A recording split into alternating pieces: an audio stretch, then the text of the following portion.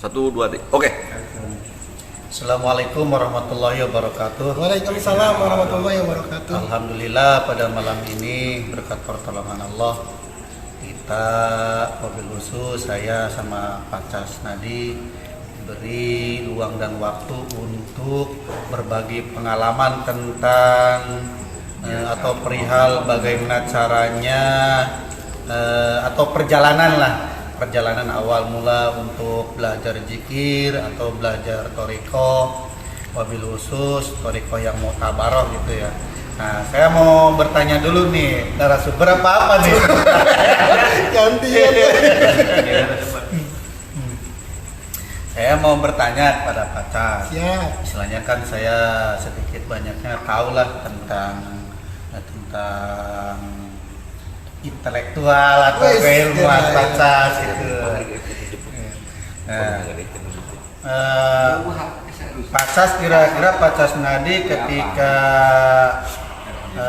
awal mula ditalkin tahun berapa? Terus ibarat kalau orang yang sedang punya keinginan jadi pejabat gitu, visi dan misinya belajar thariqah itu apa gitu, atau sekarang setelah belajar thariqah pengalamannya atau yang dirasakannya bagaimana? Baik, terima kasih Kang Ahmad, terima kasih atas pertanyaannya. Kurang jam nanya. Jadi saya 2 kali malah ditalkin. Pertama tahun 2005 ketika itu clear-nya lagi nggak tahu alasannya apa, pokoknya ketika itu saya membutuhkan sesuatu dalam tanda kutip.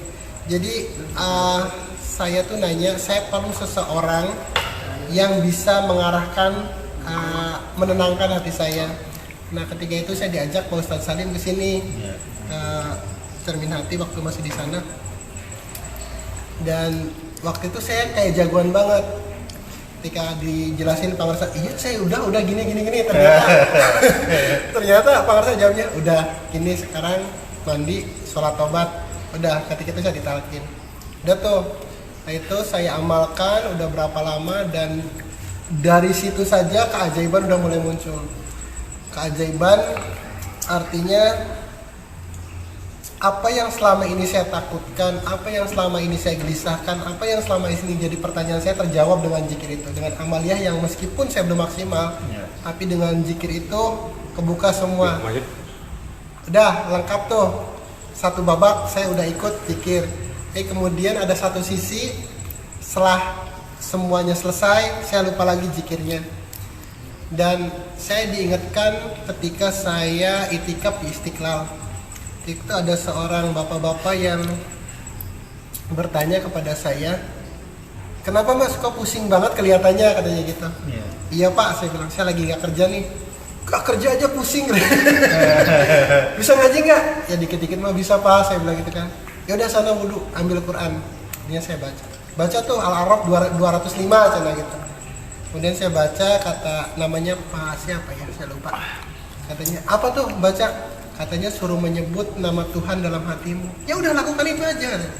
Jadi masalahnya mas, kata dia, bukan sampean tidak punya pengalaman, bukan sampean punya ijazah, bukan karena apa-apa, hati sampean yang nggak bener katanya. Jadi saya harus ngapain? Jadi saya harus ngapain pak? Benahi hatinya. Caranya itu yang tadi 205. Saya udah pak sama guru saya. Ya kamu yang salah, orang gurunya udah dikasih sama gurunya. Lalu saya tersadar, akhirnya saya kembali lagi. Oh ternyata apa yang diajarkan Pak Ngerasa itu yang selama ini saya tinggalkan. Dalam tanda kutip ya, meskipun mengamalkan tapi nggak optimal. Akhirnya saya kembali mengamalkan, dan tahun 2000 berapa ya? Tahun 2010 saya kesini lagi diantar Pak Ustadz Gimin, dan itu pun nggak langsung ditalkin karena saya sebelumnya udah ditalkin. Ngedek-dek ya di sini tuh. Nggak tahu kenapa. Ketika pertama datang ke sini tuh saya nggak nyaman lah. Nah dari situ akhirnya saya ditalkin lagi di Masjid Miftahus Salam, dan ya itulah, saya bersaksi bahwa dengan zikir ini banyak sekali keajaiban yang sama sekali kita tidak pernah pikirkan.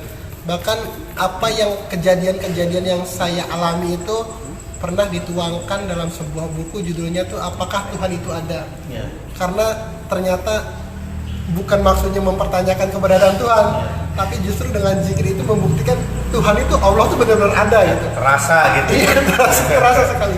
Hal yang paling apa, yang beberapa yang saya pernah ingat sampai sekarang itu adalah ketika saya persis lagi hotaman di sini, ada SMS dari rumah, perbekalan buat besok habis sama sekali, nggak punya duit. Saya bilang waktu itu jawab iya, padahal saya nggak punya duit. Saya nggak punya duit, punya iya aja gitu. Pulang dari sini, turun di depan komplek jam berapa? Jam 12 malam ya. Teman tuh bilang, "Mas, dari mana?" "Dari Taklim, Mas. Ada yang bisa saya bantu nggak?" Itu temannya cuma kenal selewatan. Tapi jam 12 malam nanyanya tuh bukan apa, "Ada yang bisa saya bantu nggak?" Jadi itulah salah satu keajaiban yang tidak pernah saya bayangkan, tidak pernah saya pikirkan, tapi ketika Allah berkehendak dengan wasilah zikir itu, kita terkoneksi dengan orang-orang baik gitu. Itulah salah satunya.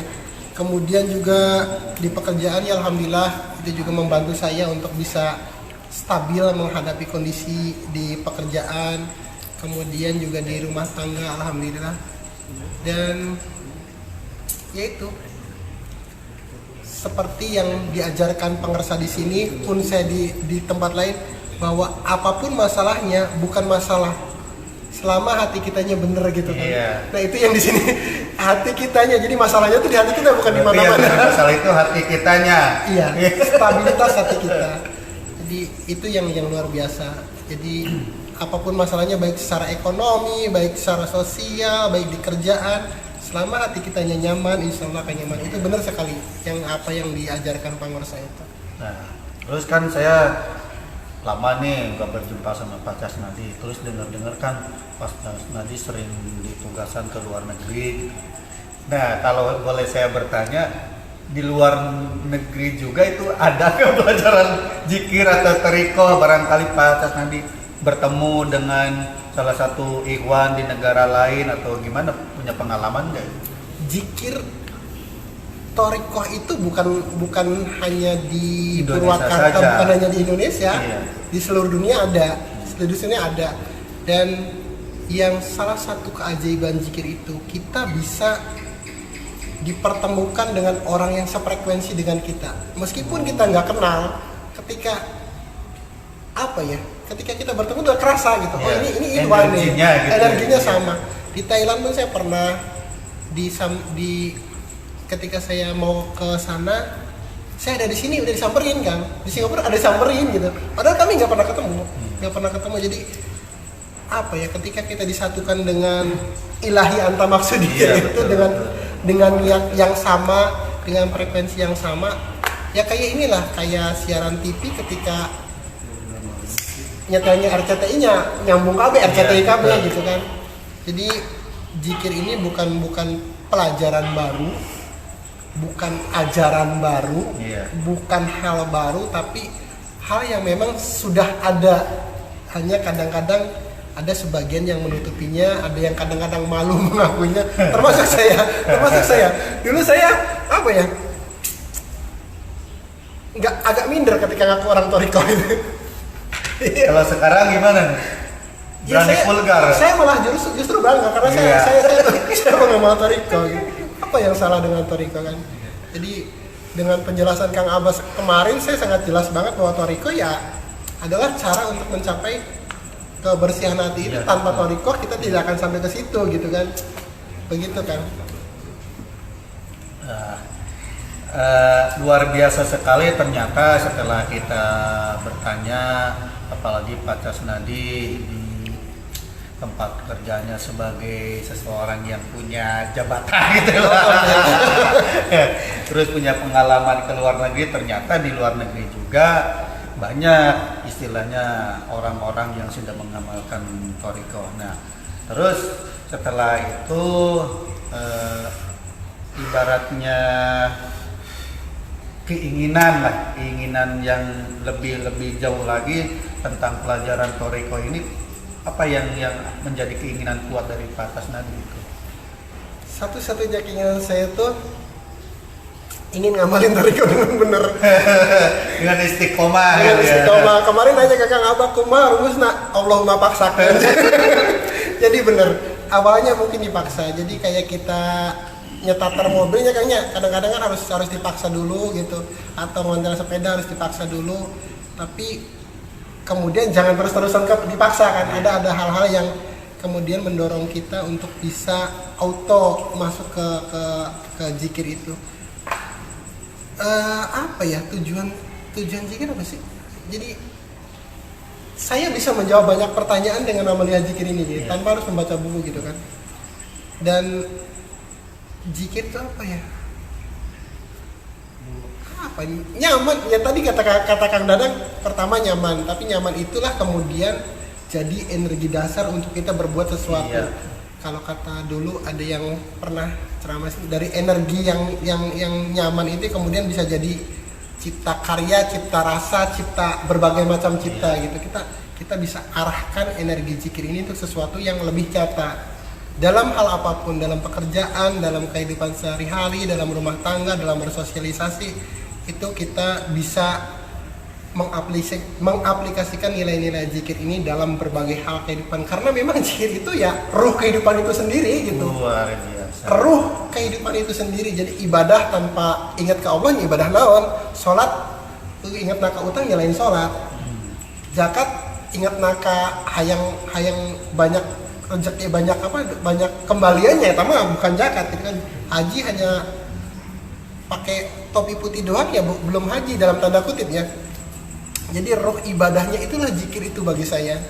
Berarti istilahnya ibadah-ibadah yang disebutkan sama Pak Casnadi tadi bukan berarti tidak baik atau kurang baik, tapi mari kita bersama-sama memperbaiki ibadah kita gitu ya. Jadi gini, zikir itu bukan untuk menambah sesuatu, tapi justru untuk mensupport apa yang ibadah utama kita. Betul. Kalau pertama syahadat, dengan zikir ini kita memperkokoh keyakinan kita, hakul yakin bahwa Allah itu ada, Allah itu dekat, Allah itu yang menjadikan segalanya, Allah selalu bersama kita. Kemudian sholat itu ada rukun qauli, ada rukun fi'li, ada rukun qalbi. Nah zikir ini salah satunya untuk rukun qalbinya.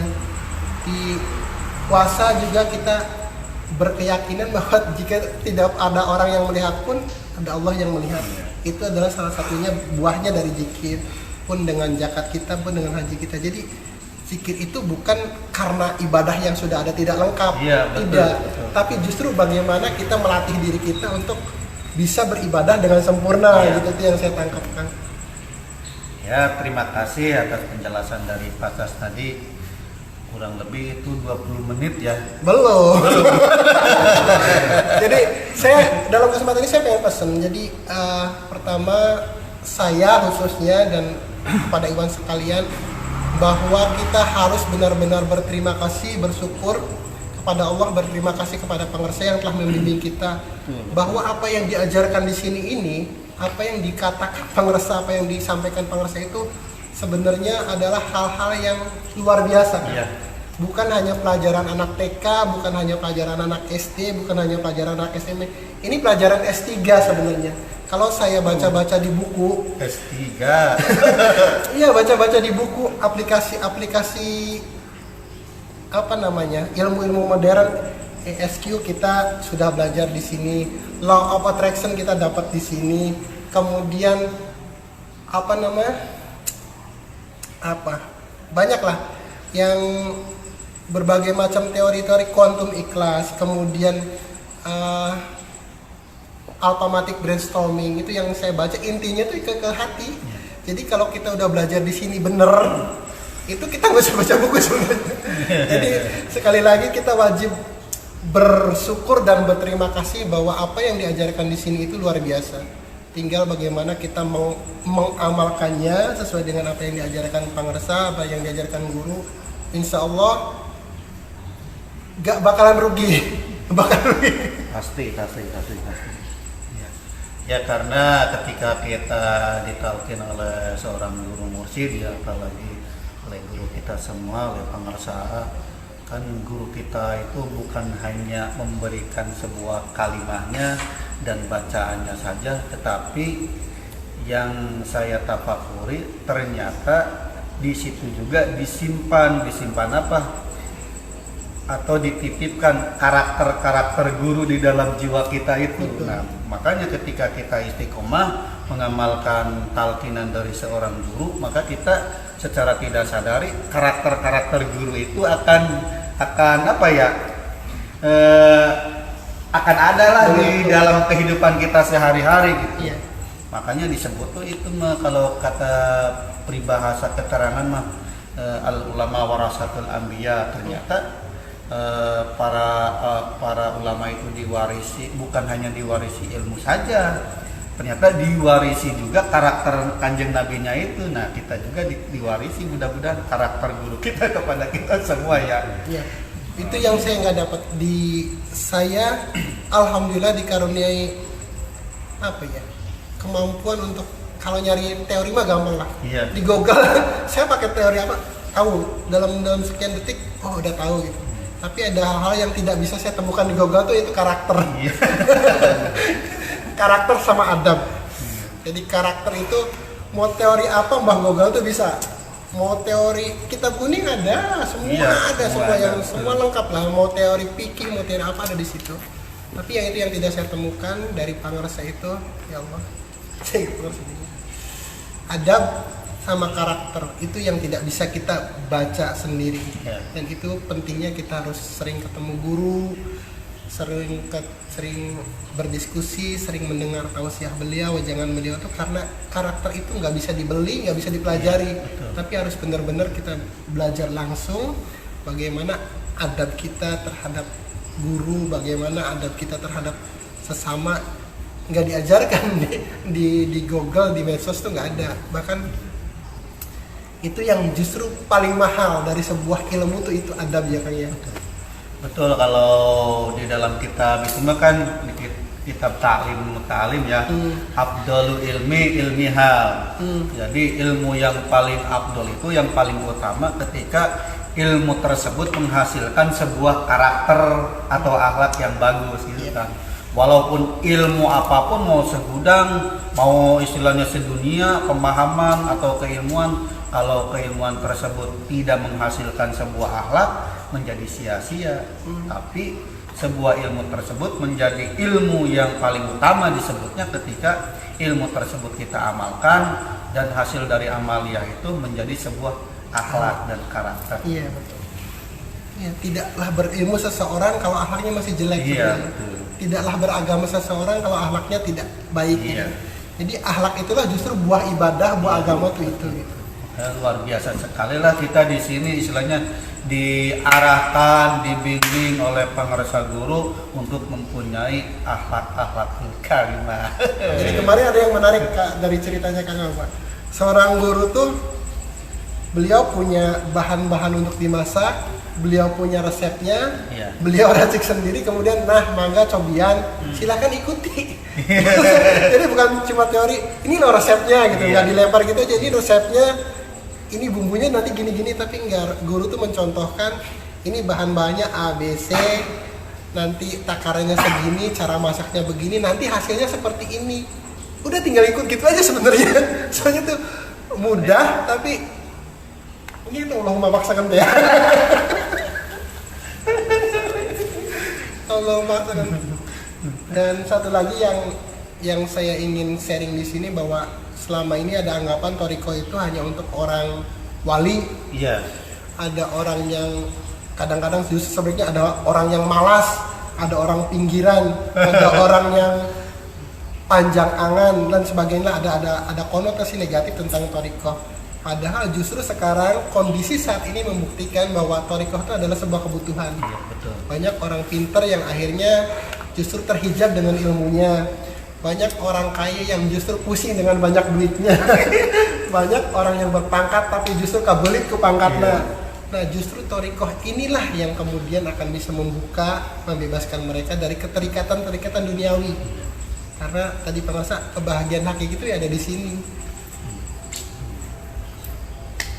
Gimana para pemirsa? Ada yang mau tanya nggak? So kalian belum ada Kang Ustaz ya? Iya. Ulah cukup. Itu juga jadi ada kaidah gini. orang banyak bertanya, kadang-kadang itu tidak baik, tapi tidak bertanya juga justru kadang-kadang menyesatkan, malu bertanya sejak di jalan. Jadi saya tuh takutnya gini, ada yang kita nggak ngerti, kemudian kita nggak tanya ke guru. Ketika ada orang lain nanya, kamu ikut tarekat apa, gini, kemudian ditanya lagi, gimana sih? Ah, tadi orang mah dengan tarekatnya anggar wae. Gitu. Jadi apa ya? Jadi iklan jelek gitu kan. Padahal kalau mumpung ada pengersa, mumpung ada para ustadz, itu kesempatan itu nanya gitu. Jadi mungkin harus dibudayakan di sini, di kita ini, kalau ada ustadz-ustadznya, ayo nanya orang nih, jangan ngobrol sendiri, kalau Kang ngomong naon yang nggak ada hubungannya dengan pelajaran di sini. Jadi kata Kang Abah kemarin ini, kalau ke Pleret ya mungkin dapat oleh-oleh naon gitu ya. Oleh-oleh celengan. Kalau ke Cirebon ya dapat empal gentong gitu ya. Ini mah yang dibahas empal gentong nyaritakan ondel-ondel kan itu nyambung. Jadi harusnya dalam hemat saya tuh kalau kesini itu harus bawa oleh-oleh gitu. Iya. Yang tadi saya bilang juga kan, ayo ngerti enggak nih biar ada oleh-oleh dari sini. Itu sebenarnya peluang kita untuk mendapatkan sesuatu dari guru gitu. Betapa ruginya orang yang tidak punya guru, dan lebih rugi lagi udah ketemu guru nggak dapat apa-apa. Gitu. Baik, ada lagi? Ya, cukup dulu ya. Pemirsa, Iwan Allah rahimahullah, sahabat sejati yang sering digunakan oleh Pak Casnadi. Alhamdulillah bincang-bincang dengan Pak Casnadi pada malam hari ini berjalan dengan lancar. Mudah-mudahan apa yang disampaikan oleh Pak Casnadi menjadi sebuah wawasan atau menambah pengetahuan bagi kita semua, dan mudah-mudahan kedepannya kita semua lebih istiqomah lagi mengamalkan ilmu atau amaliyah yang sudah diberikan oleh guru kita. Amin. Amin. Assalamualaikum warahmatullahi wabarakatuh. Waalaikumsalam warahmatullahi wabarakatuh.